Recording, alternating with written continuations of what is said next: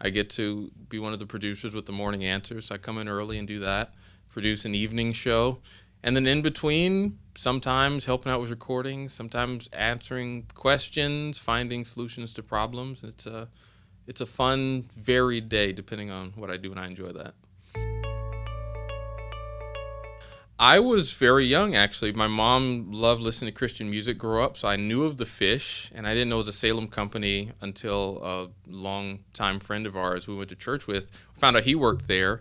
And then when I was a little older, I went to a homeschool, like a big homeschool consultant, and she recommended listening to the Dennis Prager show. So for years, I would wake up in the morning listening to the Morning Answer and then some of the Dennis Prager show. So I was really aware of Salem.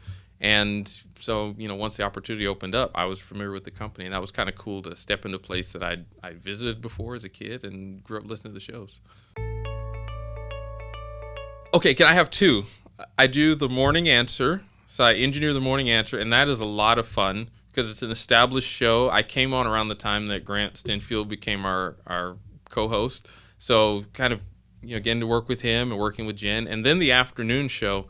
Getting to work with Jen as well on AM 590. So both of those, it's kind of fun to try to figure out like how can they kind of feel like the same show a little bit because Jen's on both of them, but also how can they feel different because I like to make sure that even though I know I do the show, no one else really does. I want to make sure that it sounds different, it has its own style and feel. So getting to do both of those and kind of learning things from both of those has been a ton of fun.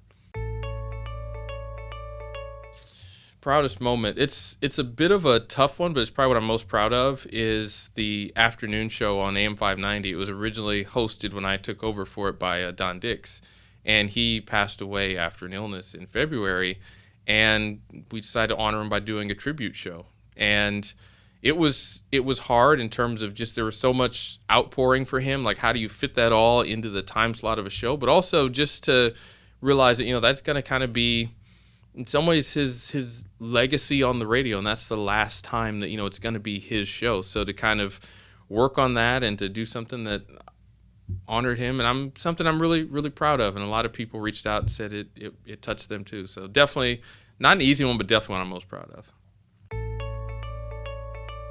Ooh, a lot of confidence, a ton of experience, and a lot of confidence. I went to school for radio specifically, and I remember kind of the first day I came in, I looked at Next Gen and I was like, this is not going to work. I don't know how I'm going to do this. And to go from there to people come to me with questions about Next Gen, and because I had a chance on the overnights or during the day or problem solving to be able to be like, yeah, that's what it is. Like that confidence to know that I'm good at something, that they trust me with opportunities.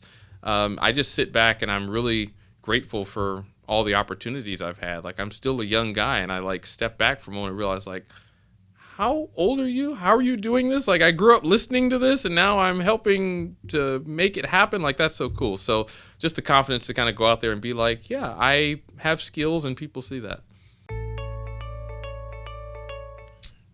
Say yes.